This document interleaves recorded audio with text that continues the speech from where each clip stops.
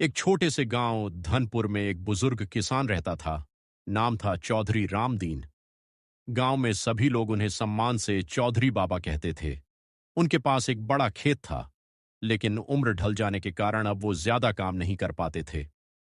उनके तीन बेटे थे, श्याम, घनश्याम और बद्री। चौधरी बाबा को उम्मीद थी कि उनके बेटे खेती को आगे बढ़ाएंगे, लेकिन तीनों बेटों का ध्यान खेती से हट चुका था। कोई मोबाइल की दुकान खोलना चाहता था, कोई शहर जाकर नौकरी करना चाहता था, और कोई तो बस गांव में बैठकर आराम करना चाहता था। चौधरी बाबा चिंतित थे। जिस मिट्टी ने उन्हें जीवन दिया, उसी को उनके बच्चे छोड़ना चाहते थे। एक दिन उन्होंने बेटों को बुलाया और कहा, बेटा बेटा, इस खेत में सोना छिपा है। जो मेहनत करेगा वही पाएगा। बेटे चौंके। सोना? चौधरी बाबा बोले, हाँ, लेकिन किसी को नहीं बताना। सुबह से लेकर शाम तक पूरा खेत खोदना पड़ेगा। तीनों बेटे अगले ही दिन उत्साह से खेत में लग गए। गर्मी के मौसम में खेत की मिट्टी सख्त थी, लेकिन सोना पाने की लालच में तीनों दिन रात एक कर खेत खोदते रहे। पूरे हफ्ते की मेहनत के बाद भी उन्हें कहीं सोना नहीं मिला। आखिरकार घनश्याम गुस्से में बोला, बाबा ने झूठ कहा था। लेकिन श्याम बोला, अब जब हमने पूरा खेत खोद ही दिया है तो क्यों ना इसमें कुछ बोया जाए। बद्री ने भी हां में हां मिलाई। खाली खेत देखकर लोग मजाक उड़ाएंगे। चौधरी बाबा दूर से मुस्कुरा रहे थे। बेटों ने खेत में गेहूं बोया। बाबा ने खाद और सिंचाई के तरीकों की जानकारी दी।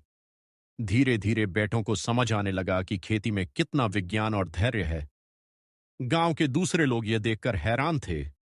जो लड़के खेती से दूर भागते थे, वही अब सुबह सुबह खेत में काम करते हैं। कुछ महीनों में फसल लहलहाने लगी। पहली बार बेटों ने अपने हाथों से उगाई फसल को काटा। जब अनाज घर आया तो चौधरी बाबा ने फिर पूछा, मिल गया सोना? बेटे मुस्कुराए और बोले, हाँ बाबा, अब समझ आया कि असली सोना मेहनत में है। अब वे खेती को एक व्यवसाय की तरह चलाने लगे। जैविक खेती, टपक सिंचाई, मंडी से सीधा ग्राहक, सब कुछ सीखा।